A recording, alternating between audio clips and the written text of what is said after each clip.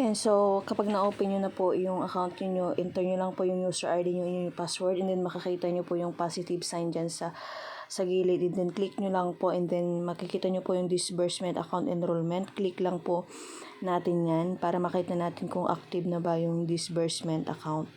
Ayan, so dito kasi papasok yung pera na makukuha natin. Ayan, so click lang natin yung disbursement account dyan sa taas. Ayan.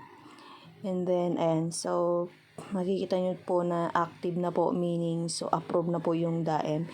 And then kapag gusto nyo naman po mag-enroll kung wala pa kayong DAEM, ayan, so basahin lang po natin itong reminder, and then click lang po natin itong I certify that I have read and understood the foregoing reminders. Ayan, so kapag nabasa nyo na po, paki-click lang po yung proceed doon sa taas, and then dyan kayo pipili kung saan papasok po yung pera nyo, kung may bank account kayo, kung gusto nyo naman e-wallet.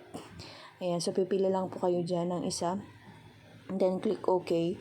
Ayan, so for example, napili natin is GCash. Ayan, so click lang po natin yung GCash. Ayan, so it's up to you kung saan nyo gusto maipapasok or maipapadala po yung makuha nyo pong SSS benefits po ninyo. And then GCash, and then i-enter lang po natin yung mobile number natin dyan, and then yung confirm mobile number. Ayan, so mag-attach din po tayo dyan ng documents patunay na sa atin po yung GCash na yun. And then kapag naka-upload na po kayo, ayan, so click lang po natin yung I certify, and then click lang po yung enroll. Salamat!